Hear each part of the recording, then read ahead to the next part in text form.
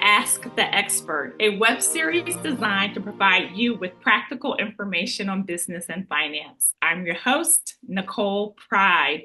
So today we have a very special guest with us, and I am so happy to have Melissa Jenkins, who turned her passion for baking into a thriving business. Melissa, she's the owner of BAM Desserts, a bakery that prides itself in making everything from scratch. Melissa's journey from BAM Desserts began with the challenge of understanding her customers' preferences, figuring out how to market her delicious products, and determining the right pricing. As she puts it, overpricing meant it wouldn't sell, underpricing meant she had no money. So, with a background in sales, get this, graphic arts, marketing, and even real estate, she transitioned all of those skills that she acquired into a thriving business. And today it is one of the things that she attributes to her success are the skills that she attained along the way. So, Melissa, thank you very much for being here. We're so happy to have you here. Thank you. Yeah, BAM Desserts. So tell us, how long has BAM Desserts been in business? The business started in 2017. The store opened on Hamilton Street in Somerset. It was about 800 square feet. Um, we're going on our 7 years, I say, which is really exciting because in this when we started, and then it was just always something happening, and then all of a sudden now, I feel like we're moving in the right direction, even though we had some bumps along the way. In 2019, we moved to 2,400 square feet. So when I started the business, I started with partners. After a year, I took over the business. And there were some challenges along the way because it's when you're used to sharing responsibility with other people, and then all of a sudden it changes and you're doing everything from the financing to in terms of hiring people, to just ordering product and just figuring how to market. It was a little overwhelming to say the least. But like you said, all the experiences I had in the past, I was able to bring into the business to help me really get through and some challenging times that I had. Well, Melissa, I'm gonna stop you right there because you said so much. First of all, kudos. You tripled in space in such a short amount of time, which is awesome. And I suspect maybe even your real estate background helped you with that. So let's backtrack and talk about the journey, right? So you had background in corporate America and graphic arts, and you were doing sales. So how did you make the transition from corporate? Like, what was the deciding factor for you to make that transition? Basically, you made a career transition. I was always so just to give you a little bit more background, when I first started my career, I worked for telecom for I guess 11 years and traveled the world. So I was able to try different types of desserts in that position, Oh, and it was really good to get those experiences. So I always loved dessert. Dessert was always first. When wow. I was younger, my mom and my aunt, they would always bake, but also I think the entrepreneurial spirit came from, I have an aunt, well, she passed away, but she lived down south in North Carolina. She had a candy store and she took pride in this candy store. It was basically in a little shack, just needless to say. It was on a dirt road. Only family went to visit and buy stuff, but she really took a lot of pride in that. And I think seeing that when I was younger, we would go every summer, we would visit North Carolina, we would go to her store.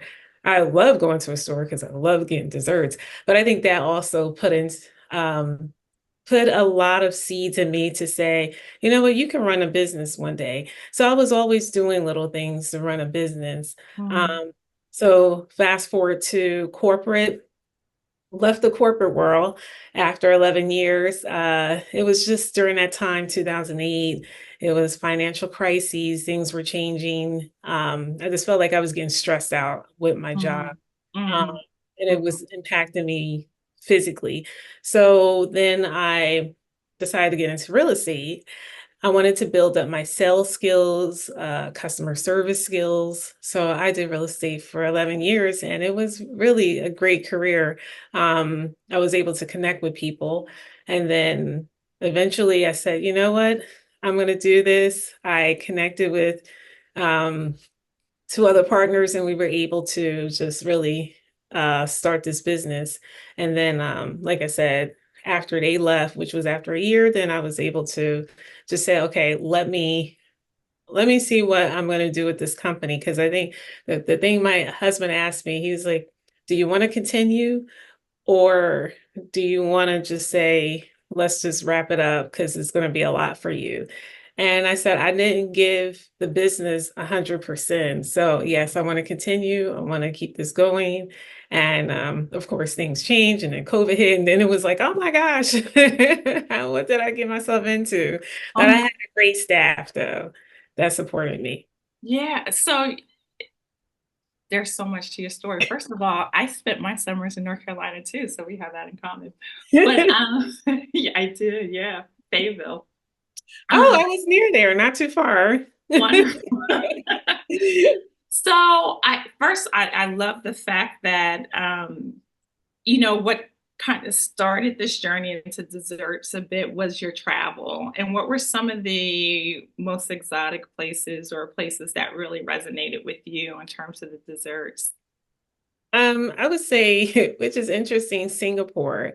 Mhm. They have a lot of fruit type dishes. You have, and it was interesting because it was flavorful and not really sweet. Even their cakes was like a lot of flavor, not overly sweet. I think when you eat, sometimes you have cupcakes, it's like, oh my gosh, it's like you taste the sugar instead of really tasting the cake flavor. So that's one of the things I wanted to make sure was incorporated into our desserts were when you say you have a mango cake, it's a mango cupcake or a mango cake is actually, the mango flavor with the icing, like you taste it, not just it's just the same. But I think the thing I would say Singapore and then even in just in the States too. I went to San Jose and I went to a place and the desserts were fabulous. So it was like I would all wherever I went, I would always try different desserts and just to see how like okay, how does this really resonate with the flavor that they have listed? And it was a great experience going to different places and meeting different people. So you took all of that with you, like the experiences, and you were thinking about in the back of your mind, how would you improve upon what you've experienced? So when you decided to go into real estate and you said you wanted to build your skill set in sales, was that your intention or were you just interested in this new industry? You went in deliberately to build your sales skills. Yeah, so when I worked at Telecom, I worked for Lucent Technologies for 12 years. Part of my job was supporting the sales teams, doing training events. Um, and I was always like, I never felt comfortable moving into the sales area. Had opportunities to do it, but I just didn't want to do it because I was like, I don't think my sales skills are good. So that was one of the reasons I really wanted to go into real estate, just to realize like, okay, what does it take to really go out here, connect with people on a personal level, and then just and I had that experience somewhat in corporate, but I just wanted to build upon it. And it actually did help me a lot during COVID. And the reason why I keep bringing up COVID because that was a pivotal time in the business because we had just moved in 2019.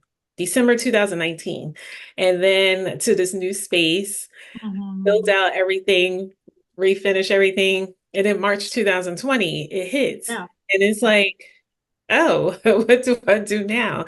So Mhm. I had to become creative and figure out how to navigate through that journey and pulling the information, like understanding real estate and how that worked. Because when I got into real estate, it was 2008. So then short sales hit, all Mhm. the market went down. It was kind of like, and I'm dealing with people on a personal level, like they're losing their house. How do I Mhm. help you sell your house without, being homeless? So, or help find you a place. So I understood the challenge. So I had a different challenge, which is now I have a business. How do I keep that afloat? I have employees. How do I make that work? And it was I was able to figure it out, but it definitely was very stressful to say the least. Yeah. And so when you started in real estate, did you go totally into real estate or did you do that while still working in telecoms? Went 100%. Yeah. So I see So that's a theme with you. You jump in both feet. you have to. One thing I realized was that I like to challenge myself, and sometimes that's at a fault. But if I'm all over the place, then I get distracted. But I would say when I started the business, I was still doing real estate because um, I was doing real estate to help finance the business in the beginning. So I Mm, did make that transition. It wasn't as smooth, and then I was still doing some real estate when 2020 hit. After 2000, I think 21, beginning of 21, I stopped. mhm. And so you had talked about you initially had partners. So how did you identify your partners and what advice would you give to folks who are thinking about going into partnership with a business? We had they were actually I knew them from they were actually clients of mine, real estate clients. And we always kept in touch, connected, we're friends. And they were the ones who kind of supported me they kind of came up with the idea of like, let's start this business. I came on board. So it was kind of that initiative. And then we had someone else involved too. So they were spearheading it. And then that person left. And then it was the three of us doing this. Um, I think the thing with partners is that, or just going into any business, it takes time. Yeah, it's a lot of work. Everyone have to pull their weight. Definitely doesn't happen overnight. You do see these overnight successes, but they don't tell you the percentage of those overnight successes. It's like usually 1% of the businesses have that. So, or even maybe a little higher. But for the most part, a lot of the businesses, it takes years to get to a point where you find yourself profitable, because you got to hire staff, you got to hire the right staff.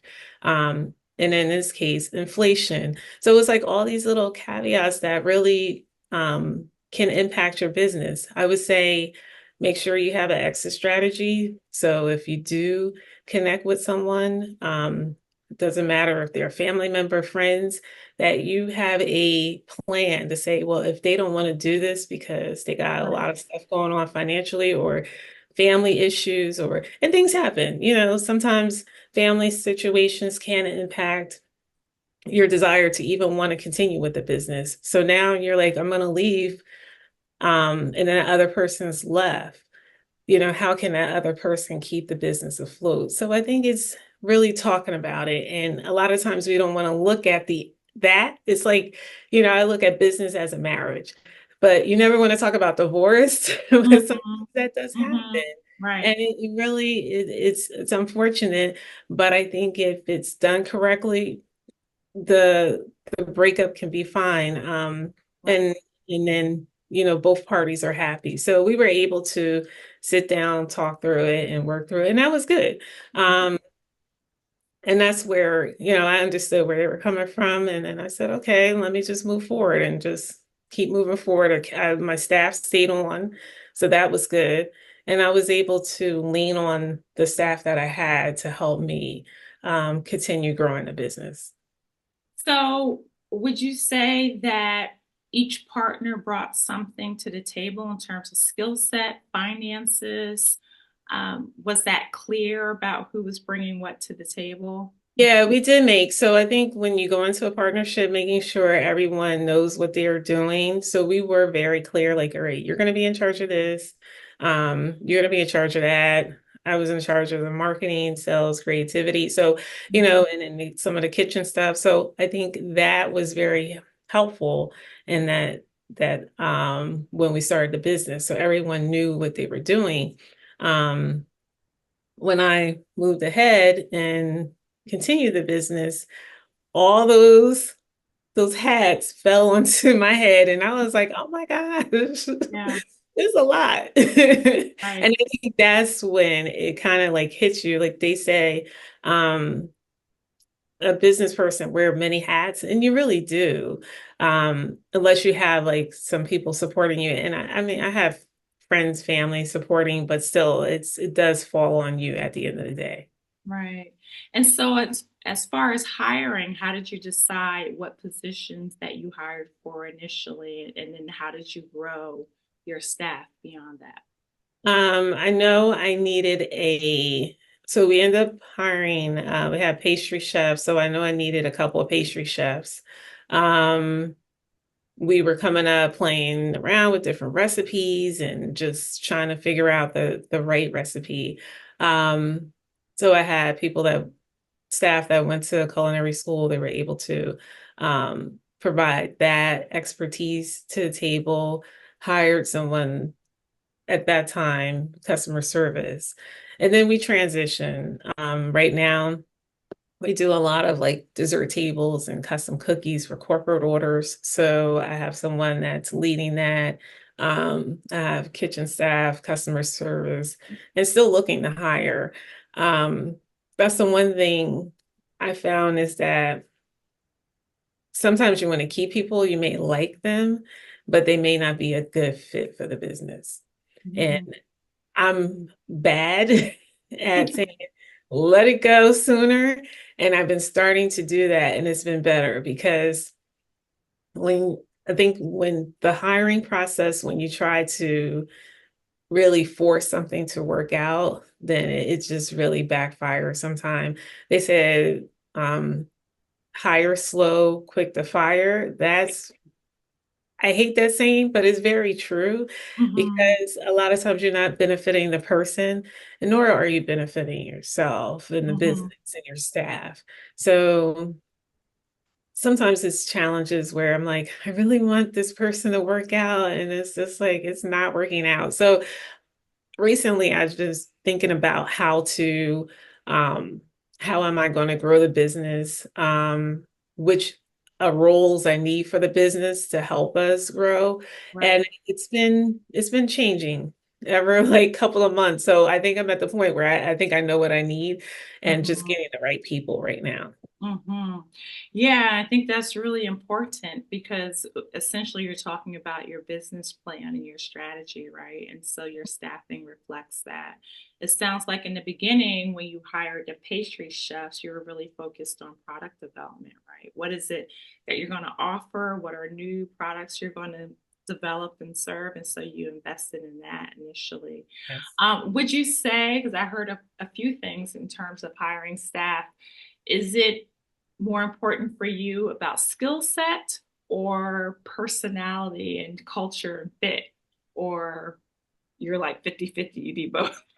It's always hard to get 50-50. I think it is sometimes. Like, I think it's the personality does play a lot into it.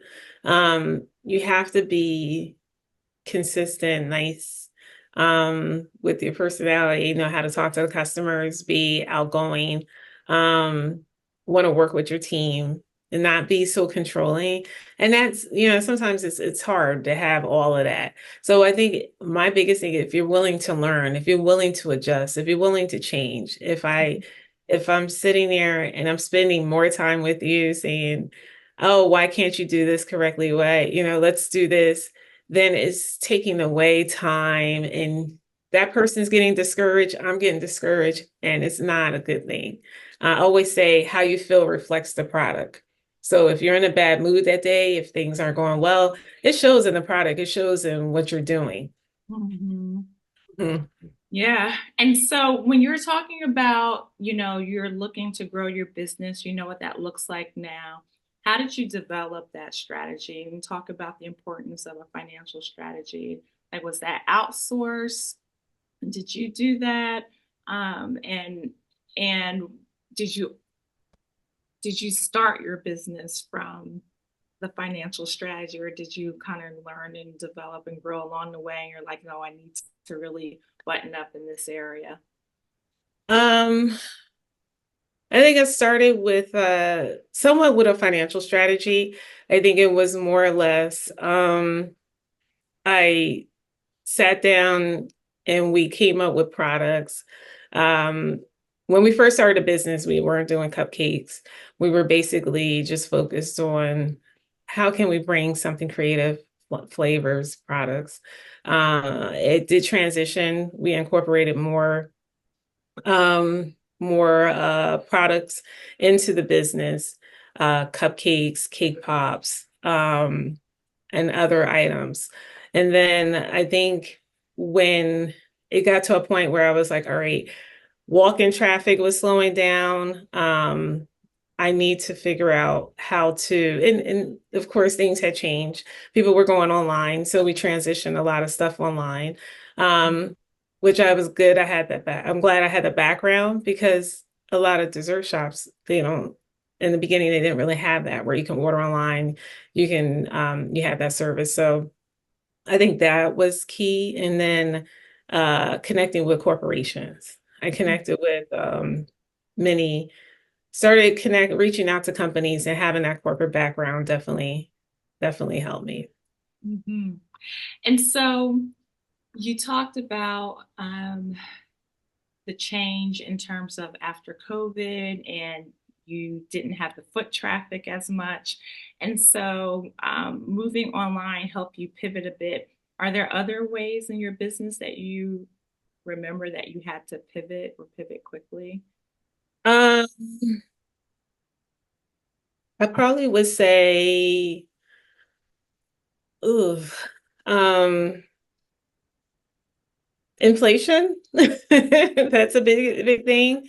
I was Mhm. able to, when inflation happened, I had to figure out ways to not increase prices so high where it was like people walk in and be like, oh my gosh, I don't want to spend this much for a cupcake, but also cut out some product lines, stuff that wasn't really selling. How can I change that, or maybe incorporate it into platters, or really streamline what we provided in store. Certain days we have more walk-in traffic than others, so it's like, all right, well, what do we do at the beginning of the week? Let me Corporations, that's the way to go. And we were really blessed because I think it was a curse. It wasn't a curse. It was a catch 22, I would say that. When we had an opportunity to at that time do 10,000 gingerbread cookies. And I was like, oh my gosh, I thought it was 2,500. And then I realized there was four in a box. And I was like, oh, because when the lady asked me, she's like, are you sure you can do this order for? And at the time was for a big financial company. And I said, yeah, we can do 2,500 cookies. And then when she told me, well, four go in a box, I was like, oh no, that's 10,000. So it was kind of like an eye opener when that happened, because that showed me that we can do other things for corporations. Um, and we were able to do that. And then that helped me really focus in and say, okay, corporate is where I want to be. I've always wanted to work with corporations.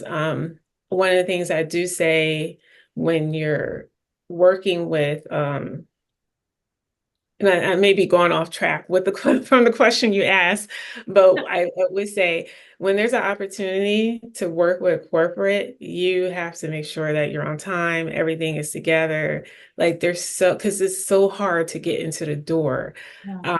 But once you're in that door, you have your foot in that door, you got to prove them that I can be here and I'm gonna Yeah. deliver and over deliver. Yeah.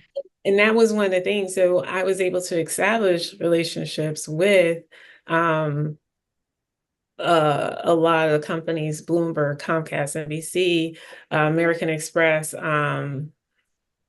Amazon. We did a lot for Amazon. We do a lot of employee recognition desserts. So that was really one of the things that I guess just going back, that helped me keep the business afloat because it was like, all right, this is usually those things are due like on a Wednesday. So Monday, Tuesday, we were busy prepping for Hmm. that. And then, we start prepping for custom orders. Hmm. No, So that was great because I was going to ask, how did you get your entryway into corporate? So was that a happy accident or was that something strategic? yeah, Yeah. it was both. It was both. It's interesting because at first I had a plan in place and I was like, I want to get into corporate. And a lot of people say that, but it's like, Hmm. how, you know, how do you get into corporate? Um, you feel like those opportunities are only given to certain companies, or they look at a company like ours and say, okay, can you do 1,000 cookies? And it's like, yeah, we can do 1,000, we can do 2,000, we can do 10,000. But a lot of Hmm. times they don't feel like we can because we're small. Right. I'm able to pull in resources. So I'm like, if we get a big order, I'll get those resources. Hmm. If I need to collaborate, which I have collaborated with other small businesses to make orders and Hmm. make ends meet, I've done that. Hmm. And that's one of the things that I think it's really important in business is when you do get those big opportunities, if you can't do it, then bring in other people. Right. And that's I really think it's important. I had an opportunity where I was doing something for one of our corporate clients, and a friend of mine, she has a photo booth business, and I was able to get her in there, and she was able to provide services for that corporate client, which Hmm. hopefully will provide her more business in the future. But it's kind of like just opening those doors. So, Right. yes. Awesome. Bringing other people along the way. And so, what can you talk a little bit about technology and how important technology has been for your business? And how did you invest in technology? Did you build Yes. up? Yeah, because it can be really expensive. It can be. So luckily with having a graphics background, I did a lot of web stuff. I kind of maintain our website, which I kind of probably will need to get out of that at some Yeah. point. I do enjoy it to some extent. So that helped. But Hmm. if you do have to pay for a company, I think it's well worth it because what I was able to do, so a lot of our stuff is online. When you order a custom cake, you fill out a custom order form. Some of the information from that order form go into our POS system. So then we Hmm. just finish the invoice. So that helps saves time because that's one of the things I was looking at is how much time are we spending when someone comes into the door, we Hmm. gotta do the invoice, write out the invoice, they figure out what they want. People don't realize, but that takes time and it costs money because you have someone standing there physically taking all that information. So it's better we take the custom order form and we were able to put the information and send them the invoice. And then if they have questions, we talk to them about that. So from a technology standpoint, that's helped. Um, and then from, I would say for us, the other area would be the website, is making sure that we update our website, putting different flavors. People can order online. We have next day cakes. So sometimes people come in and say, I need a cake for tomorrow. Hmm. And we're like, all right, go online, pick out your cake. We'll have it ready for you tomorrow. We have we're also going to push out a lot of the next day stuff and really add more into that bucket because a lot of times it's like, I need a cake, but I kind of want to customize. I don't want something that is so generic. I want a different flavor. So we will make it for you next day. Um, I think the biggest thing would be our online transitioning a lot of stuff to that because where we're located, you get foot traffic, but you necessarily don't get a lot of foot traffic coming in. We kind of, and that's fine because what we'll do is say, hey, we can do delivery through DoorDash or through our online service. Yeah. We'll provide those services for you. Um, or if it's a corporate order, a big corporate order, we tend to deliver those. We do Mhm. ship out. And I think one of the things just uh, from a technology standpoint is that we updated our Google. So we're a peanut free, we provide vegan products, we're eggless.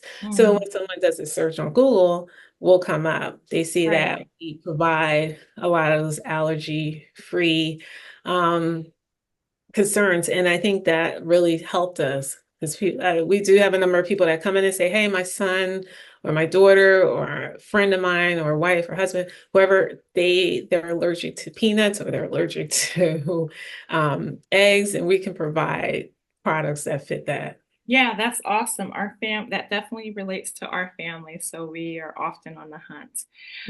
And so you mentioned that you may not get as much foot traffic as you like. Was that a big consideration when you selected your property? Um, It was, well, where we were before, we weren't really getting much foot traffic. So this increased because we are next to a pizzeria. So people come in. At that time, we were also a karate studio. So we were getting Mhm. foot traffic. I mean, my goal is really pushing people to order online because they Right. get what they want. We know that we can have it ready Mhm. compared to them coming in a store and it may not have the flavor or may not have the particular product available at the time. Right. So I think that's where I'm not concerned about the foot traffic as much because I'd rather people pre-order and it makes it, and it's like, all right, I know it's going to be ready and I'll get it. And I think that just makes things easier for us in the kitchen because we can pre-plan. Right. And I think that goes all back to your business model, right? So if you want to do online sales, if you're focused on corporate sales, then the foot traffic doesn't matter as much, right? Yes. What would you say? How would you encourage an entrepreneur to stay focused and motivated, especially for solopreneurs or those who are starting out early in their business? What encouragement would you give folks? Um, I think when you're definitely talk to whatever industry you're going into, try to connect with someone in that industry. Mm. Um, join Chamber of Commerce's. I think those are important. Mhm. Um, it's a way to get exposure. Um, don't tell everything to everyone. Some people are gonna knock it. A lot of, and they don't understand your vision. Some of the best companies, some best products came about when you're like, that sounds crazy. And then all of a sudden it blows up, or this industry blows up, or people feel like, oh, well, it's so saturated with that particular product. Well, Mhm. maybe you're bringing something new to the table. So I think Mhm. it's really having that perseverance, because it's easy to wake up in the morning and be like, you know what, I just want to be in the bed. I don't want to be bothered. I don't want to talk to anyone. And then, just really um, your customer service is what it is. So you provide the best customer service. There will be people that are just not the greatest, but don't let them kill your joy. And people are going to post stuff. They're going to post stuff on Google. They're going to post stuff on Yelp. So understanding why they're doing that. Um, I always say, if there's an issue, please come to us to address it. It's especially being a Black business, it's hard enough. People have sometimes, some perceptions about how things are run. So I try to change the narrative, make sure we're on time, make sure that, we're professional, make sure we get back to you in a timely order. Of course, it doesn't happen all the time, but if there's any issue, please let me know and I'll work on addressing it with my team. And I think that's key is saying, okay, this happened. Don't sit into what happened, sit into how can I improve it. Right. Yeah. That's when you start to move forward. So I think there's a lot of different things, but I would just say really just try to let things roll off your back, and it's hard. It's Mhm. very hard as a business owner to do that.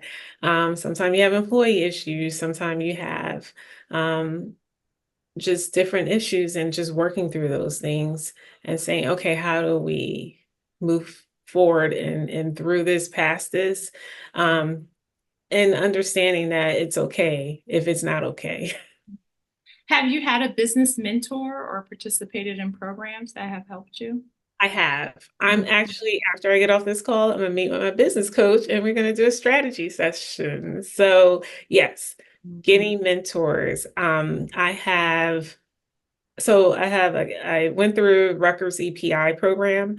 Mhm. Um, Can you and tell us what EPI stands for? sure, it's the Entrepreneur Pioneer Initiative. Got it. Mhm. That is through Rutgers, Newark, New Brunswick. I think those are what the what the acronym means. So, Close Jasmine enough. will tell You'll be me. able to figure it out. Um, Jasmine, who heads up the program, she's amazing, and I think it's good for business owners if you just started, if you're in the middle of your business, if you're transitioning. It really talk about the finances, the marketing, how do you dealing with just certain things, hiring employees. Uh, Mhm. so I think it's a 7 month program. You meet I think it's twice a month. Um, and then you break out into smaller groups, Mhm. and the smaller groups are, we could basically call it like accountability partners. Mhm. Well, when I went through the program, I ended up continuing with one of my accountability partners. So we talk on Tuesday. We don't talk about family stuff too much. We half an hour. We just talk about what were your plans for this week? Did you accomplish it, and why didn't you? And Right. how can these are some initiatives or programs that I know about that I can share with you. Mhm. And we pretty much end. We start at 9, we end at 9:30. We've been doing that for the last, I think, almost 3 years. Mhm. So I have that. I'm in a sorority. I have some of my sorority sisters that I talk to that's in business, and some of us are going through some same challenges. So I talk to them and say, hey, you know, do you know about this? Or, can you help me with this? And yeah, they've been really helpful. So utilizing those resources. And then my business coach, I've been with her for almost, I think, 2.5 years. And I meet with her on a monthly basis, tell her what I'm doing. She really pushes me because sometimes I'm like, I don't need people to know, I don't want to put myself out there. She's like, no, you got to put yourself out there. So I'm like, oh, I just like, I like to be in the background. I don't like to be in the forefront, but she's like, no, you need to be in the front. Well, I'm Um, glad she persuaded you that you're here today with us. So, I know, because otherwise I'd be like, no, I don't want that. And I'm like, I'm trying to force myself to do more things like this. And it's been helpful. Um, Mhm. because if I can help someone that's starting their journey, Mhm. then that's great. Um, but I would say probably having those resources available and utilizing the Chamber of Commerce. They have a lot of resources there. I think people are like, I don't want to pay the money to join the chamber. Try it out for a year, utilize it, see Right. how it can benefit you.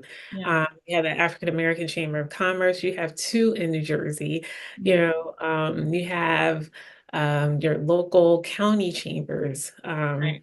And then you have all the other different types of chambers that you can join. The Hispanic Chamber of Commerce, I think it's the Pride Chamber of Commerce. So it's so many different that it's like you can get connected, and a lot of resources. Mhm. Something that's coming up is the World Cup 2025. And I think there's so much opportunity there. So being connected, they're Mhm. looking for so many different people and from different industries. And Mhm. people like, oh, well, I'll worry. No, now is the time to get connected and really put your business out there and see how you can help. So when they're building these fields or stadiums and stuff, they're going to need food trucks. They're going to need people to provide food or provide services or telecom services. So, it's just one of those things where it's like I try to think outside the box. You may not need me now, but when you need me, I want to be ready. So Right.